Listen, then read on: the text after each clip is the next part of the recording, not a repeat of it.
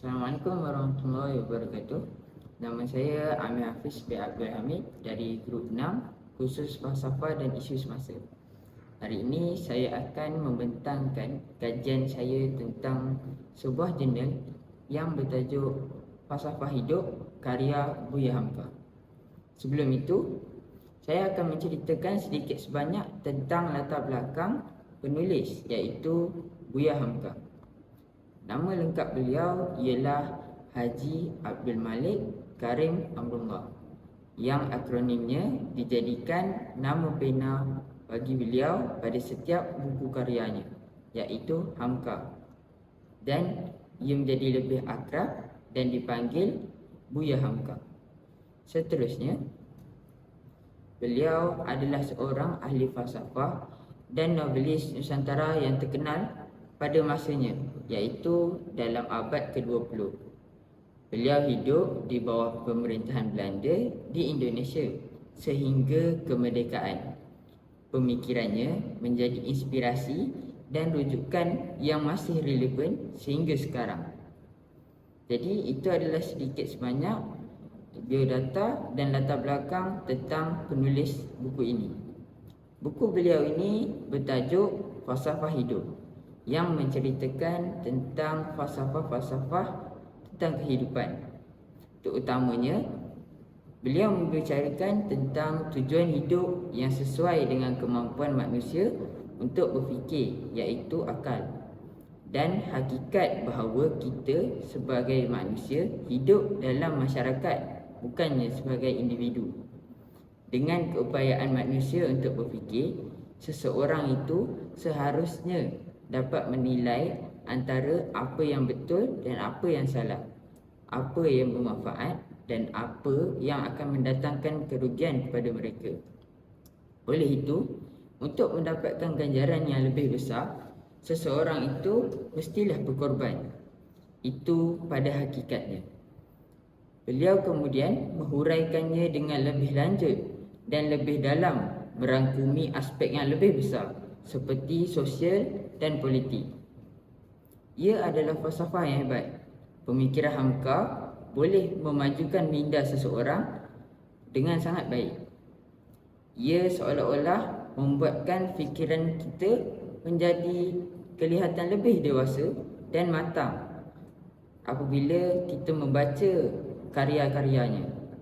Mengikut pengalaman saya sepanjang mengkaji jurnal ini, anda perlu benar-benar menyelami sudut pandangannya untuk memahami sepenuhnya apa yang beliau bicarakan dalam jurnal ini.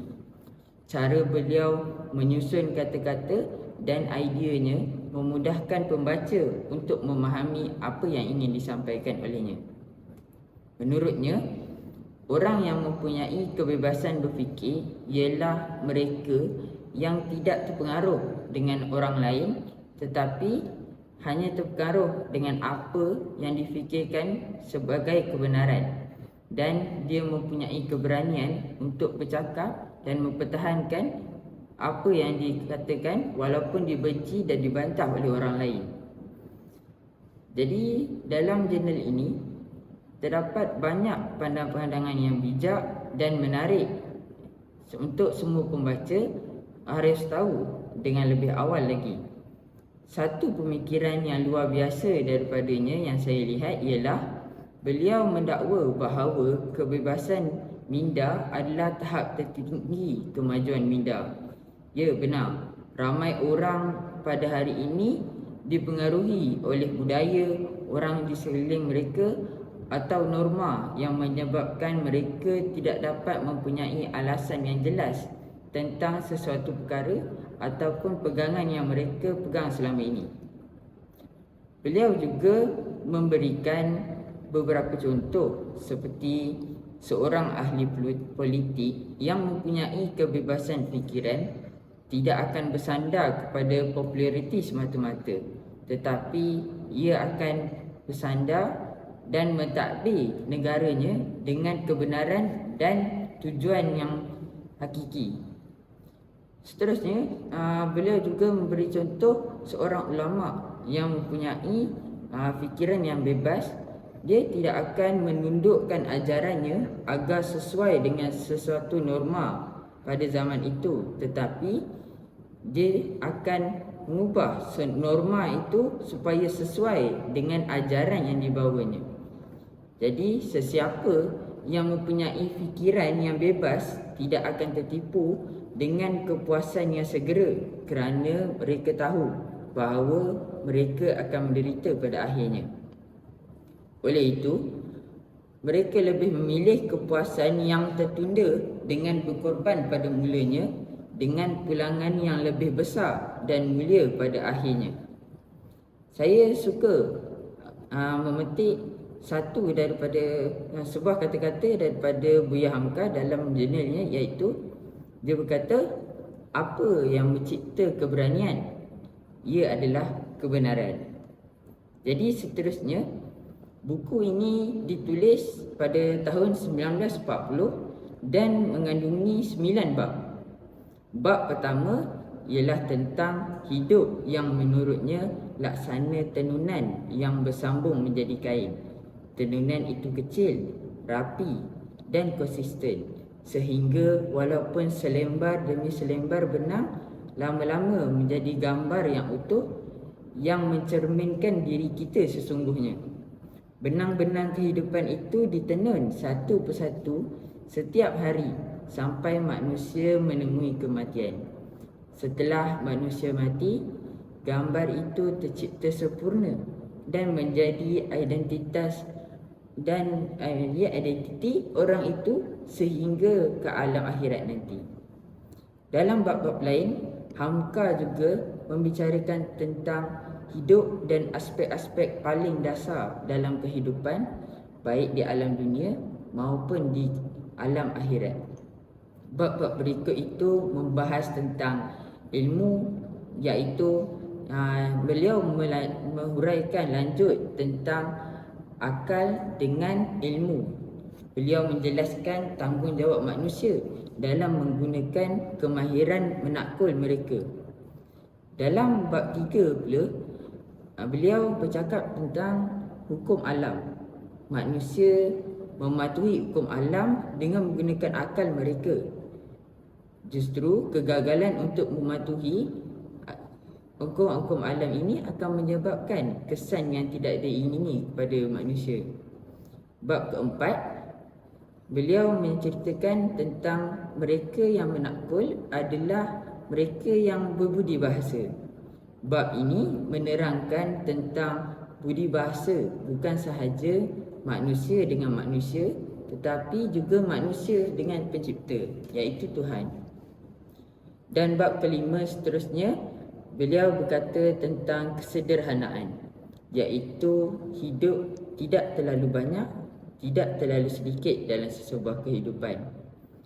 Bab keenam, beliau menjelaskan tentang keberanian, keluhuran dan kepercayaan terhadap diri kita sendiri.